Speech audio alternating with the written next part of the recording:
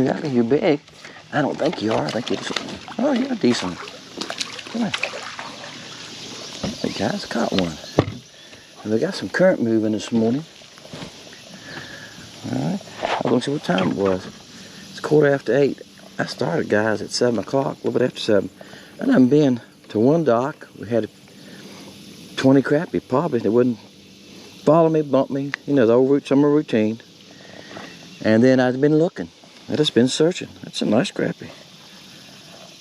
He's good 10, 10 and a half. This is one of the new color crickets. This color's called Hanging Judge.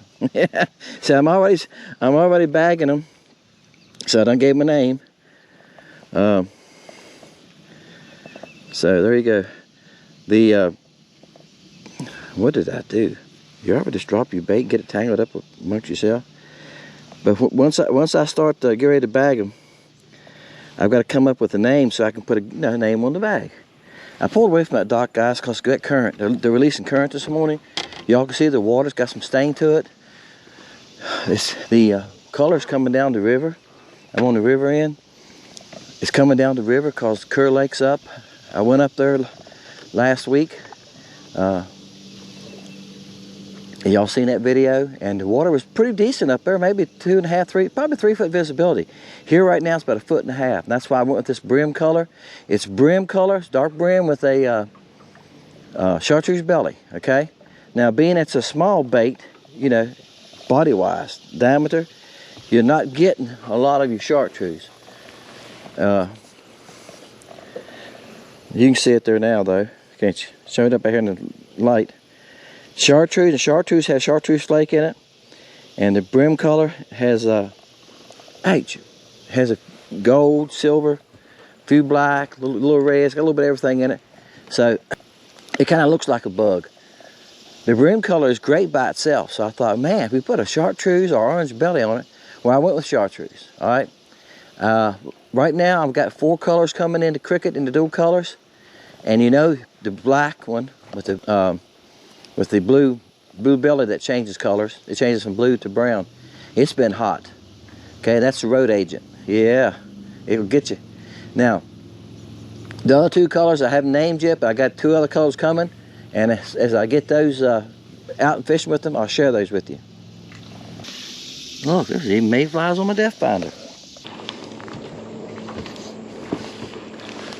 This smaller color here. All right, guys, I moved from that dock. I know y'all thinking, yes, you move a lot. Well, I moved from that dock. I didn't catch but the one there. There's a lot of sunfish there. I seen brims breaking on their mayflies. A lot of mayflies there. Sometimes that's not a good thing because they have plenty to eat. He's not bad. He's probably right at 10. I thought he was smaller than that. Yeah, they probably had plenty to eat all night. And as mayflies were hitting the water there, I could see brim. I could see them in this water's dirty. If I could see them come to the top, I could see the brims swimming on top and grabbing them. So, hey, when that's happened, they got plenty to eat. It makes them hard to catch. That's why it's been so tough here the last month. Gosh, they're just feasting on these mayflies. They're landing on me, landing on the boat.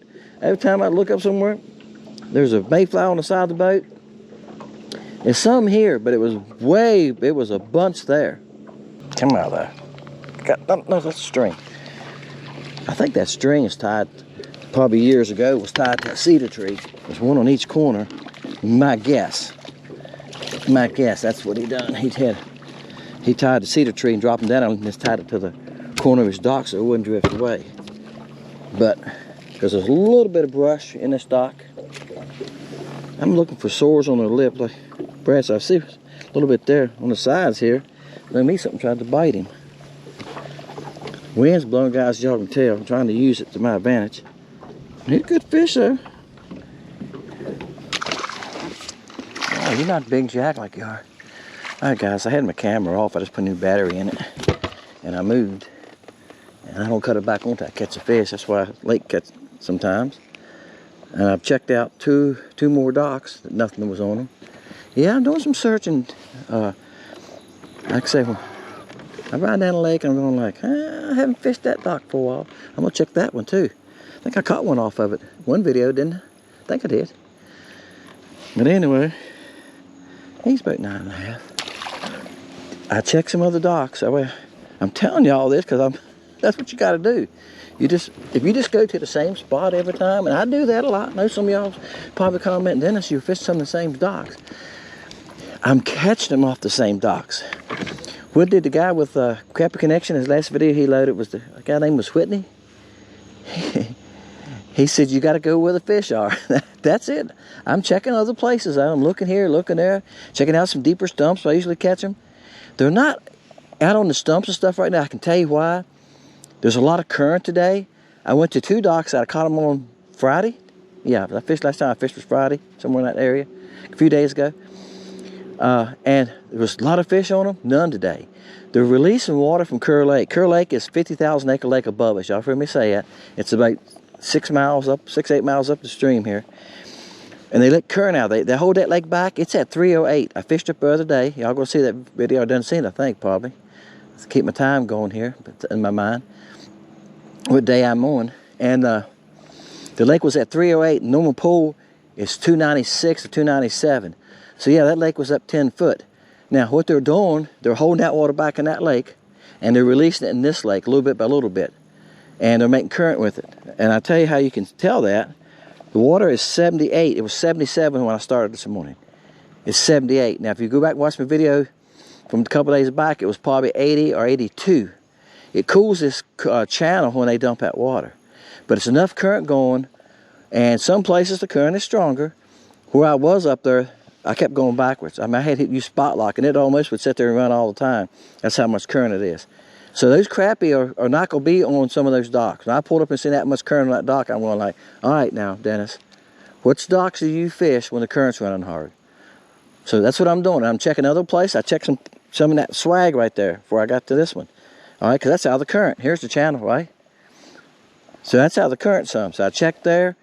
I caught one there. Last one you see me catch was there. Before that one, for this one, I caught there. And there wasn't many there. A handful in there. There are a lot of sunfish. Okay? Sometimes I look at my live scope and I go, there's 30 or 40 there, but all of them are like this. It's only a couple of big ones. You know, good marks. It's a few crappie mixed with them.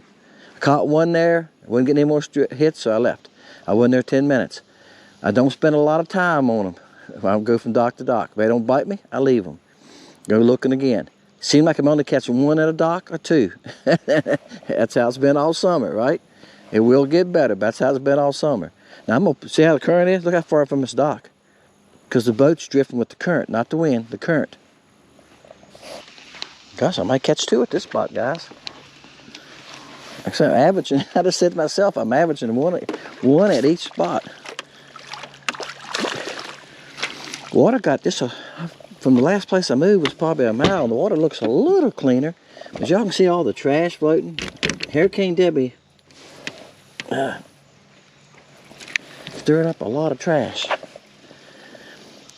Still leaves and limbs floating. Can't quite get my finger on it. He's right here in the roof of his mouth. I just can't quite get it. That's a good fish too, on that cricket. Yeah, that's a nice one. Ain't nothing wrong with him. Go get you some grass right there, buddy. I threw him over in the grass. Think he like that? That's called willow grass, guys. I know it looks like I'm a long ways from it. I'm 3.5, 4 foot from it. Got my trolling motor on 3. That's how slow I'm moving. Give you a pointer. When you're close to a dock that holds fish, cut it on down to low like that. Move it slowly. I don't make all that shh in the water. Once you spook them, you're not going to catch them. And with the, see now the current's taking me this way, the wind's blowing this way. Current's taking me one way, wind's taking me to the dock. Bam. Like I said earlier, guys, I've been to a lot of docks today, checking this, looking. This is the most fish I found. Most of them when I've caught fish, only been 8 or 10. It's probably 20 right here. Now this dock has braces. A lot of people don't want to fish it. Y'all noticed I had a different color jig head, right? Well, that wasn't because I got tired of using the chartreuse one. That's a good fish too. Let's get some good fish here. It's because I got hung up on one of the braces a while ago. Got hung up and lost it. That's a good fish. That fish 12.5. Thick too, look here. Good. Gosh, that's a good fish. One of the nicest fish I've caught for a long time. See, the water's starting to cool off a little bit. It was 83, the highest was this summer. It's 78 now. See, all this rain helped. That's a good fish. Wow. All right, guys, I'll make sure she was recording. Once you lose a clip or two, you get a little jumpy to where you want to check it.